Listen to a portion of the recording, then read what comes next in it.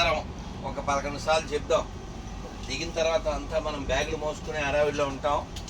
అందుకని చక్కగా ఓ 11 నిమిషాలు కాశీ సమీపంలో ఉన్నాం. జయ జయ శంకర హర హర శంకర, జయ శంకర హర హర శంకర, జయ జయ శంకర హర హర శంకర, జయ శంకర హర హర శంకర, జయ జయ శంకర హర హర శంకర, జయ శంకర హర హర శంకర, జయ జయ శంకర హర హర శంకర, జయ శంకర హర హర శంకర, జయ జయ శంకర హర హర శంకర, జయ శంకర హర హర శంకర, జయ జయ శంకర హర హర శంకర, జయ శంకర హర హర శంకర, జయ జయ శంకర హర హర శంకర, జయ శంకర హర హర శంకర, జయ జయ శంకర హర హర శంకర, జయ శంకర హర హర శంకర. నమ పార్వతీపతయే హర హర మహాదేవ. ప్రియా హిందూ బంధువులారా, యాత్రికులకి ఇక్కడ మనతో ఈ యాత్ర చేస్తున్నటువంటి హిందూ బంధువులందరికీ కూడా శుభోదయం. కాశీ విశ్వనాథుడి యొక్క, శ్రీ అన్నపూర్ణమ్మ యొక్క, శ్రీ కాశీ విశాలాక్షి, గంగామాత, కాలభైరవుడు, బిందుమాధవుడి యొక్క కృప, వ్యాసుల వారి కృప మనందరిపై దండిగా మెండిగా ఉంది కాబట్టి మనం ఇక్కడ దాకా వచ్చాం. ఇందాక రమేష్ గారు చెప్పినట్లుగా మనం ఇది చేయడం, ఈ యాత్ర చేయడం అనేది కేవలం నిమిత్త మాత్రం. ఈ ప్రపంచంలో డబ్బు చాలామంది దగ్గర ఉంది. ఆ డబ్బున్న వాళ్ళందరూ కాశీ యాత్ర చేయలేరు. లేదు, ఇటువంటి గొప్ప గొప్ప క్షేత్రాలు మనం దర్శిస్తున్నాము అంటే ఖచ్చితంగా అది మన అమ్మా నాన్నలు చేసిన పుణ్యము. అటువంటి వారి కడుపున పుట్టినందుకు మన బతుకు, మన జీవితం ధన్యము. కాబట్టి మనం ఈ ఇప్పుడు తిరగబోయే అన్ని క్షేత్రాల్లో కూడా మీరు ఖచ్చితంగా అటు గంగ అయితే గంగ, యమున అయితే యమున, అన్ని చోట్ల కూడా ఖచ్చితంగా మాతృమూర్తిని, పితృదేవతల్ని తలుచుకోండి, మర్చిపోద్దండి. అందరూ చెప్పండి, మాతృదేవో భవ, పితృదేవో భవ, ఆచార్య దేవో భవ, అతిథి దేవో భవ. ఇప్పుడు మర్చిపోకండి, మన పూర్వీకులు ఎన్నో త్యాగాలు చేస్తే మన జీవితం ఇక్కడ దాకా వచ్చింది. బట్టి మనం అందరం మన పూర్వపుణ్యం వలన ఈ మానవ దేహం వచ్చింది. అది భారతదేశంలో, అది కూడా కృష్ణా గోదావరి నదులు ఉండేటువంటి తెలుగు నాట మనకి జన్మ, అన్ని అవయవాలు సక్రమంగా ఉండి శుభ్రంగా. కాబట్టి అందులోనూ ఇప్పుడు ఈ రైల్లో ఉన్న వాళ్ళల్లో చాలామంది 50, 60, 70 దాటిన వాళ్ళు ఉన్నారు. మీ ఆరోగ్య విషయంలో అయితే రమేష్ గారు, వంట శర్మ గారు శుభ్రంగా వంట చేస్తారు, ప్రాబ్లం లేదు. కానీ మన మనస్సు విషయంలో మనమే ఆరోగ్యంగా ఉండడానికి ప్రయత్నం చేయాలి. నిన్న ఎవరో పిల్లవాడు చెప్పాడు, ఎవరో కొందరు చతుర్ముఖ పారాయణం చేశారు అని. చతుర్ముఖ పారాయణం అంటే చాలామందికి అర్థం కాకపోవచ్చు. అచ్చదల్లో పెంకుతీత అంటారు, అది కొందరికి అర్థమవుతుంది. ఇంకా అలా కాకుండా కార్డ్స్ అని ఆంగ్లంలో వాడితే అర్థమవుతుంది. అందులో ఆడవాళ్ళై ఉంది కాబట్టి దురదృష్టకరం ఇది. మనం ఇలాంటి క్షేత్రాలకు వచ్చి కాలక్షేపం అనే పదాన్ని అసలు వాడకూడదు. ఎందుకు వాడకూడదు అంటే, అందరూ చెప్పగలిగితే చెప్పండి, కాలక్షేపోన కర్తవ్యం, క్షీణమాయుర్ధినే దినే, యమస్య కరుణా నాస్తి, ధర్మస్య త్వరితగతి. ఎవరికి తెలుసండి, వాళ్ళు పడుకుంటాం రేపు లేస్తామని ఎవరికి తెలుసా? కాబట్టి కాలక్షేపోన కర్తవ్యం, సమయాన్ని వ్యర్థం చేయడం మనం చేయకూడదు. ఎందుకు అంటే రోజు కొంచెం ఆయుర్దాయం తగ్గిపోతుంది, అవునా? ఆయుష్ తగ్గిపోతుంది. అందుకే ఎప్పుడైనా హ్యాపీ బర్త్డే అని చెప్తూ ఉంటాం మనం. వాస్తవానికి బర్త్డే వచ్చిందంటే అర్థం ఏంటి? బర్త్డేకి దగ్గర అవుతున్నామని అర్థం. బర్త్డే రాగానే గుర్తుపెట్టుకోవాల్సింది బ్యాగ్ సర్దుకోండి, కేకులు సర్దడం కాదు. సరే, మొత్తానికి మనం కాలక్షేపణ కర్తవ్యం క్షీణమాయుర్దినే ఆయుర్దాయం తగ్గిపోతుంది. ఎప్పుడు వచ్చేస్తారు, ఏమో ఎప్పుడు వస్తాడు, డేట్ ఏం తెలియదు, ఫోన్ చేయడు, మెసేజ్ పాడు ఉండదు. దొంగోడికి ఫోన్ చేసి రాడుగా, చెప్పిరావు దొంగోడు రాడు, అట్లా వస్తాడు ఆయన. యమస్య కరుణానాస్తి. అయ్యయ్యో పెళ్ళి అవ్వలేదు మా అమ్మాయికి, మొన్నే నిశ్చితార్థమైంది, ఏవేవో అనుకుంటాం. మొన్న పరామర్శ కోసం ఎవరింటికో వెళ్ళా. వచ్చే ముందే ఆవిడ చెప్తుంది, పిల్ల పెళ్ళి నిశ్చయమైంది, చూడకుండానే వెళ్ళిపోయారు. ఎవరిష్టం? ఎక్కడో పల్లెటూరులో పుట్టాడు, పశ్చిమ గోదావరిలో, హైదరాబాద్లో హాస్పిటల్లో చనిపోయాడు కదా. కాబట్టి అతను జీవితాంతం కుటుంబం, పిల్లలు, ఇల్లు, దానికే కష్టపడ్డాడు. ఏమన్నా పట్టుకెళ్ళాడా? ఏం పట్టుకెళ్ళలే. మరి తెలివైన వాళ్ళేనా ఈ రైల్లో ఉన్న వాళ్ళంతా? తెలివైన వాళ్ళు అయితే పట్టుకెళ్ళే ప్రయత్నం చేయండి. ఏం పట్టుకెళ్ళచ్చు? అన్నమయ్య చెప్పినట్లుగా పుణ్యము కట్టిది వింతేనయ్యా అంటాడు. కాబట్టి మనం పుణ్యం అనేటువంటి మూటను కట్టుకెళ్ళాలి. ఎలా పుణ్యం వస్తుంది? బాగా వింటే. 3 పూట్ల తింటే కాదు, బాగా వింటే. ఇంకోటి బాగా అంటే. బాగా వింటే, బాగా అంటే. ఏమనాలి? ఎప్పుడు సమయం దొరికినా హర హర శంకర జయ జయ శంకర, హర హర శంకర జయ జయ శంకర. లేదు శ్రీరామ జయ రామ జయ జయ రామ, శ్రీరామ జయ రామ జయ జయ రామ. లేదు కలియుగం మహామంత్రం, కలి సంతరం ఉపనిషత్తులో చెప్పబడినటువంటిది హరే కృష్ణ కృష్ణ కృష్ణ హరే హరే, హరే రామ రామ రామ హరే హరే. దీనికి డబ్బులు ఖర్చు ఏం లేదు, మళ్ళీ దీనికి ఏమి చెమటలు పట్టే పని లేదు. కాబట్టి మీరు కూర్చున్నప్పుడు, మాట్లాడుకునేటప్పుడు భగవత్ సంబంధమైంది మాట్లాడుకోండి.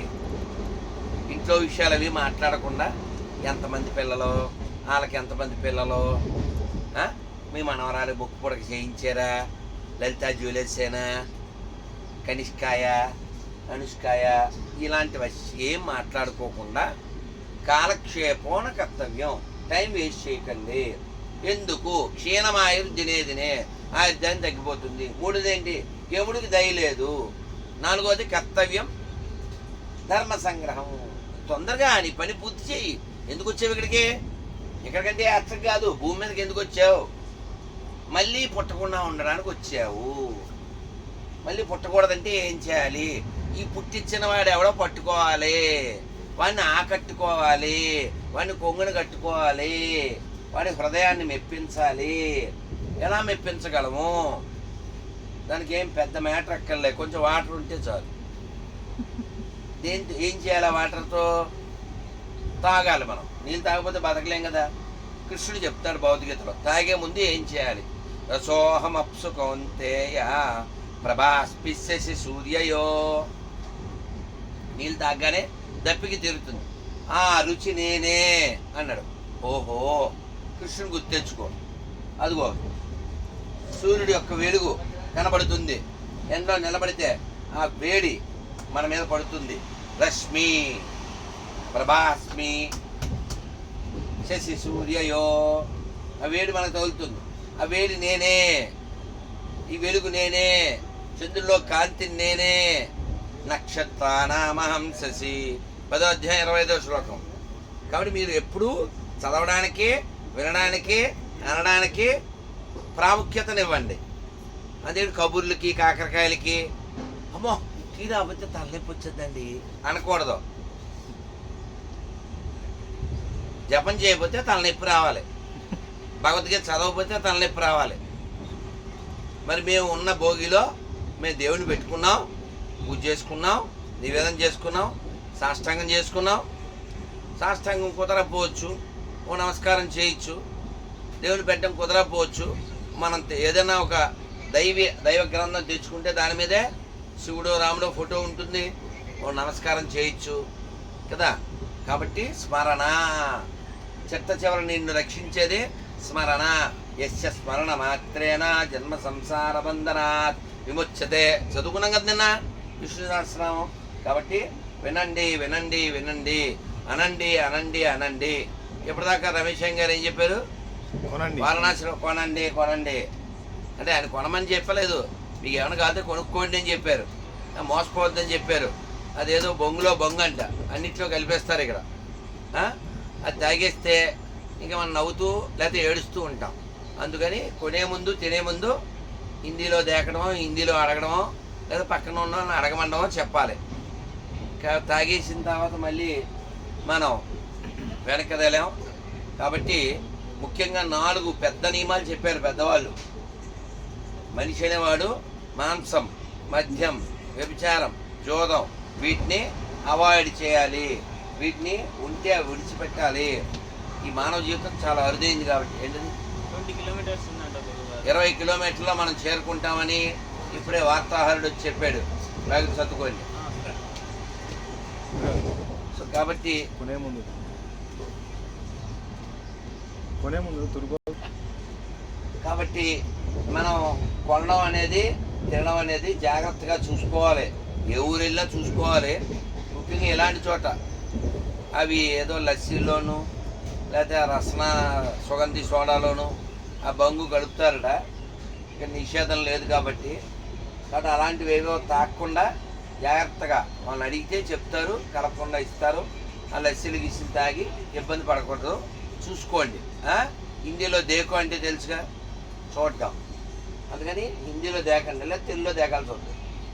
అందుకని మీరు ఎవరి దగ్గర కొంటున్నారు, ఏం కొంటున్నారు చూసుకోవాలి.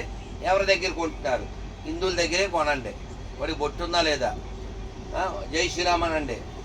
అంటే అతని ముఖం చూడండి. అలాగే షాప్ కూడా చూడండి, అందులో విశ్వనాథుడి ఫోటో లేదా రాముల వారి ఫోటో, అమ్మవారి ఫోటో కనబడితే ఆ షాప్లో కొనండి. వాడు ముఖాన బొట్టు, చేతికో కట్టు ఉంటే కొనండి. ఇప్పుడు కాశీ విశ్వనాథ గుడి ఎవరు కొడగొట్టారు? ఇంకా ఎన్నో దేవాలయాలు, అయోధ్యలో ఎవరు కొడగొట్టాడు? ఇలా దేశమంతా కొన్ని వేల లక్షల దేవాలయాలు కొడగొట్టారు. ఎందుకు కొడగొట్టారు? వాళ్ళ మతంలో వాళ్ళ పుస్తకంలో చెప్పారు అని చెప్పి. కాబట్టి మన దేవాలయాలు కూలగట్టిన దరిద్రుల దగ్గర నువ్వు బయ్యా అంటూ వెళ్ళి డబ్బులు ఇచ్చి వస్తువులు కొన్నావంటే ఇంకో గుడి వాడు కూలగొడతాడు. తప్పాడితే మందా. కాబట్టి కొనే ముందు తినే ముందు హిందీలో దేకండి, లేదా తెలుగులో ఎలాగే దేకుతారు, తర్వాత అది వేరే కదా. కాబట్టి మనం హిందువుల దగ్గరే కొనాలి, హిందువుల దగ్గరే తినాలి. జాగ్రత్తగా మన ఆరోగ్యాన్ని మన దేశాన్ని కాపాడుకోవాలి. చాలా బాధాకరం. ఇంతకుముందు ఒక యాత్రలో మేము అజ్మీర్ వెళ్ళాం, సప్తమోక్ష యాత్రలో వెళ్తే ఈ వచ్చిన బ్యాచ్లో ఒక 20-30% అందులో ముసలోళ్ళు కూడా ఉన్నారు. అంటే ఇంగితం అలా లేకపోవడం వలన అక్కడికి వెళ్ళి పిండ ప్రదానాలు పితృకార్యాలు అవి చేయడం మానేసి లేదా గబగబా చేసేసి వెళ్ళి పడుకున్న శవం దగ్గరికి వెళ్ళి దండం పెట్టుకొచ్చారు. పుష్కర్కి వెళ్ళినప్పుడు అజ్మీర్ అని ఉంటుంది. అజ్మీర్లో ఒక దాన్ని ఏమంటారండి, సమాధి, దాన్ని దర్గా అంటారు. అక్కడికి వెళ్ళి వీళ్ళు దండం పెట్టుకున్నారు. అసలు మామూలు శవాన్ని చూస్తేనే స్నానం చేయాలి. అలాంటి వీళ్ళు శవం దగ్గరికి వెళ్ళి పోనీ ఆడ ఏ శవం అనుకుంటున్నారు? పోనీ వాడు పృథ్వీరాజ్ చౌహాన్, ఆయన్ని 17 సార్లు ఆయన గజనీని ఓడిస్తే వాడు 18వ ఆయన 17 సార్లు వాడిని వదిలేశారు. బుద్ధిహీనుడు. ఆ విషయంలో పృథ్వీరాజు బుద్ధిహీనుడు. 17 సార్లు వాడు వదిలేశాడు. 18వ వీడు ఆయనకు దొరకగానే వాడు ఈయన కళ్ళు పెరికేశాడు. ఈయన భార్యని ఆ అజ్మీర్ దర్గా ఉంది కదా, దర్గా అంటే పడుకోబెట్టిన సేవ అండి, చర్చ్ అంటే నిలబెట్టిన సేవ అంతే. దైవానికి ఆధ్యాత్మికతకి ఆ స్థలానికి ఏ సంబంధం లేదు. సో అక్కడ ఈ రాణి సంయుక్తాదేవి అంటే ఎవరు? పృథ్వీరాజ్ సింగ్ చౌహాన్ భార్య. ఆవిడ మీద బట్ట లేకుండా చేసి ఆవిడ్ని నాశనం చేసి ఆవిడని చంపేశారు. ఈయన కళ్ళు పెరిగేశారు. ఎవడైతే చేశాడో ఆ దరిద్రుడి యొక్క సమాధి. 1993లో 92లో దాదాపు 300 మంది హిందూ అమ్మాయిలను కూడా అలాగే నాశనం చేశారు. మన అమ్మాయిలను ఎంతోమందిని వాళ్ళు ఎత్తుకుపోతున్నారు. ఎందువలన? దీనికి దోషం తల్లిదండ్రులదే. అన్ని మతాలు ఒకటే కదండి అని మెలికలు తిరుగుతారు. తర్వాత ఈ కూతురున్నాడు ఎత్తుపోతుంటాడు. కేరళ స్టోరీ 25 లేకపోతే 55. కాబట్టి మీరు మీ యొక్క బుద్ధిని వికసింప చేసుకుని కళ్ళు తెరుచుకుని మీ పిల్లలు, మీ భవిష్యత్తు, మన దేశ ధర్మాల భవిష్యత్తుని దృష్టిలో పెట్టుకుని ఎక్కడ కొంటున్నాం, ఎక్కడ తింటున్నాం జాగ్రత్తగా ఉండాలి. మన దేశాన్ని మనమే కాపాడుకోవాలి. ప్రపంచంలో 200 దేశాల పైన ఉన్నాయి, కానీ కేవలం హిందువులకే ఉన్నటువంటి దేశం ఇది ఒక్కటే. మనం దీన్ని కాపాడుకోవాల్సిన బాధ్యత మనకుందే. సెక్యులరిజం అనేది ఒక వ్యాధి. దాన్ని సమర్థించేవాడు చెప్పేది సోది. అప్పుడు మనం పెట్టుకోవాల్సింది దూది, లేకపోతే వాడికి ఇవ్వాలి, వాడిది బూది, గంగలో కలపాలి. సో కాబట్టి మన ధర్మాన్ని మనం కాపాడుకుందాం, మన భవిష్యత్ తరాలు మనం కాపాడుకుందాం, మన సంస్కృతిని కాపాడుకుందాం. అలాగే మీకు కథ చెప్పి 20 కిలోమీటర్లో మనం గమ్యస్థానం చేరుతున్నాం. దిగిన తర్వాత ఏం చేయాలి, ఎక్కడ దిగాలి, ఏం తినాలి, ఆ ఏర్పాట్లు అవన్నీ చెప్పేశారు మీతో. హెల్త్ బాగా పెట్టుకోండి, సమయాన్ని వేస్ట్ చేసుకోకండి, పేకాట్లు అవే ఆడకండి. ఎముడు మళ్ళీ పేకాడేస్తాడు. ఇలా పుణ్యక్షేత్రం తెలుసా మీకు ఒక శ్లోకం ఉంది, అన్యక్షేత్రే కృతం పాపం పుణ్యక్షేత్రే వినశ్యతే, పుణ్యక్షేత్రే కృతం పాపం నా వినశ్యతే నా ప్రణశ్యతే. అంటే నువ్వు వేరే చోట పాపం చేసావు అనుకో, పుణ్యక్షేత్రం వచ్చాక ఆ పాపం తొలుగుతుంది. అదే పుణ్యక్షేత్రంలో పాపం చేస్తే ఇంకా ప్రణశ్యతే, వినశ్యత లేదు, అంటే సర్వనాశం. నువ్వు బలిసి కదా కొట్టుకోవడం కదా. మాలాంటి వాళ్ళు ఏమో చదువుకోవడానికి టైం లేక వస్తుంటారు. మీరు టైం దొరికితే మనం ప్యాకెట్ ఆడతాం, లేకపోతే అది ఇది అనే సమయం వ్యర్థం చేయకూడదు కదా. అందుకని సమయం వ్యర్థం చేయకుండా శివుడు ఎప్పుడు పిలిచినా స్వామి వస్తున్నాను అనేటట్టుగా మనం ఇప్పుడు బ్యాగు సర్దుకున్నట్టు మన మనస్సు అనేటువంటి బ్యాగుని సర్దుకోవాలి. అర్థమైందా? మన మనస్సు ఒక డాగు, అందుకే దాన్ని సర్దుకోవాలి బ్యాగు. లేకపోతే ఏమో command hug, you become hog. ఆగండి తెలుసా, మగ పంది ఇన్ ఇంగ్లీష్. కాబట్టి నేను చెప్పట్లేదండి. భౌతికత 8వ అధ్యాయం 6వ శ్లోకం.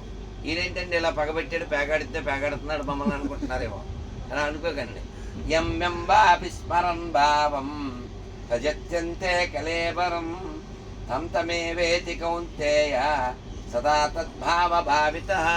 వేసుకుందాం అనుకున్నప్పుడు శ్లోకం చెప్తున్నాడు ఈయన. ఎలా వేసుకోవాలనుకుంటారు మీరు? చాయని కొట్టేస్తే చాలా అందంగా చెప్తారు. అసలు మామూలుగా మడత పెట్టరుగా. అవి ఏంటో కొన్ని పదాలు అవి వాడతారు, భలే వాడతారు. వీడు వెళ్తాడు, చూడడానికి వెళ్తాడు అంతే. అయితే ఈ కూర్చుని ఆడేవాడికి మరి బాత్రూమ్ తప్పదు కదా. ఇప్పుడే వస్తాను కూర్చోరా, దానికి ఏదో ప్రోక్సీ ఏదో పేరు చెప్పారండి జాయింట్ కోటేశ్వర గారు. మరి అవి కూడా తెలుసుకోవాలి. మరి ప్రవచనం అంటే మంచివే కదా, అంటే కూడా తెలుసుకోవాలి. ఏమిట్రా బాబు అనుకున్నా. ప్రోక్సీ ఏదో పదం వాడారు వాడంట, అంటే సబ్స్టిట్యూట్ గాడు. వీడు బాత్రూమ్కి వెళ్ళి వచ్చాడు, వీడు కూర్చుంటాడు, ఏయ్ అంటాడు. ఆ తర్వాత వీడు వేసేస్తాడు. తర్వాత ఈ చెప్పడానికి వెనకాల ఎవడో నుంచుంటాడు, ఇక్కడ ఇది ఉంది ఇక్కడ ఉందని సైకిల్ చేస్తాడు అంతే. ఆస్తిపత్రాల మీద సంతకాలం, తర్వాత పంపకాలం, ఇంకా ఇలాంటివన్నీ మనం వినలేనివన్నీ అని వినాల్సి వస్తుంది. కాబట్టి సరదాగా కూడా కొంచెమే కదా లేట్ టెస్ట్ చేద్దాం అని సెనైడ్ వేసుకుంటారా? టేస్ట్ ఎలా ఉంది చూద్దాం. సెనైడ్ వేసుకోరుగా. కొంచెం విషం టెస్ట్ చేస్తారా? చేయకూడదు. కాబట్టి మందు కొట్టడం ఎంత పాపమో పేకటాడటం కూడా అంతే పాప, జోదము. కాబట్టి ఇది జోదము, నాట్ ఆమోదము. అందులో యాత్రలో ఇంకా మహాపాపము. తర్వాత వచ్చిన శాపము, మారిపోతుంది మీ రూపము, ఏమిడికి వస్తుంది కోపము. తర్వాత మిగిలేదు మళ్ళీ మన ఫోటో దగ్గర దూపం. దీపం ఎలాగే పెడతారు లేవయ్యా, అది చెప్పాలేంటి. ఇప్పుడు ఫోటో మనం బతుకున్నప్పుడు ఇలా కదులుతున్నాం, చెయ్యుతున్నాం, నోరు కళ్ళు అన్నీ పనిచేస్తున్నాయి.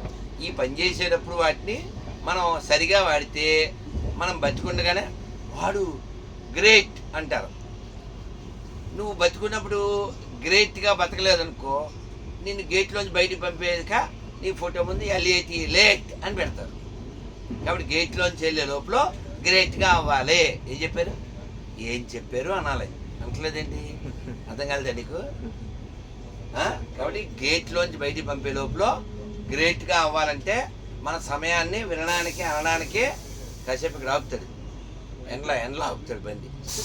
అదే ఉట్టిదే గ్యాస్ చూడు, ఇప్పుడు ఆపుతాడు ఇక్కడ కాసేపు చూడు, మనం వెళ్దాం. కాబట్టి మీ సమయం వ్యర్థం చేయకండి, మీ శక్తి వ్యర్థం చేయకండి, మీ మేధస్సు వ్యర్థం చేయకండి, మీ డబ్బులు కూడా వ్యర్థం చేయకండి. పట్టుకెళ్ళేది మాత్రం ఏం ఉండదు. ఒంటి మీద 10 లక్షల చీర కూడా పట్టుకెళ్ళాం. వాళ్ళు తీసేసి మామూలు చీర కప్పి తగలెడతారు. ఎందుకంటే నేను కళ్ళతో చూశాను. చెవులుకుండే దుద్దులు కష్టపడి కట్ చేసి మరీ ఆమెను తగలెట్టారు. కాబట్టి మనం ఏం పట్టుకెళ్ళాలో దాన్ని పోగొట్టుకోండి. పుణ్యం పుణ్యం పుణ్యం, సుకృతి సుకృతి సుకృతి, భగవంతుడి యొక్క అనుగ్రహం అనేటువంటి మూట. ఇదే నా మాట. లేకపోతే యముడు చేస్తాడు తాట విత్ బాట. అందుకని యముడికి అమ్మో వీళ్ళ దగ్గరికి వెళ్ళడమే అని భయం రావాలి. తెలుసు కదా, మార్కండేయుడి దగ్గరికి వచ్చాడు. ఆయన వెళ్ళి శివుని పట్టుకున్నాడు. శివుడు ఆయన వేసాడు. ఎవరు వేసాడు? యముడు అందరినీ వేసేస్తాడు. మృత్యువునే యముడు సంహరించాడు. కాబట్టి మన దగ్గరికి ఎవడు వస్తే శివుడు వస్తాడా? మన దగ్గరికి ఎవడొస్తే శివుడు రాడు. ఓకే, డూ యువర్ డ్యూటీ అంటాడు. అదే శివుడి దగ్గర ఉంటే అదేందా. కాబట్టి శివుడిని మనం పట్టుకోవాలి. అన్నమై చెప్తారు కదా, అతన్ని కరుణారసంబు అబ్బకుండక గదా, బతిమాలి పలుగడల పారాడవలసే, ఎంత కాలము కదా ఈ దేహ ధారణము, చింతాపరం పరల చిక్కుబడవలసే. అందుకని ఎప్పుడు మనం పోతాము అనేది తెలియదు. కాబట్టి మనస్సులో ఏ చింత ఏ చీకు లేకుండా చక్కగా సర్వమంగళ నామ సీత రామ రామ, సర్వ వినుత శాంతిదాత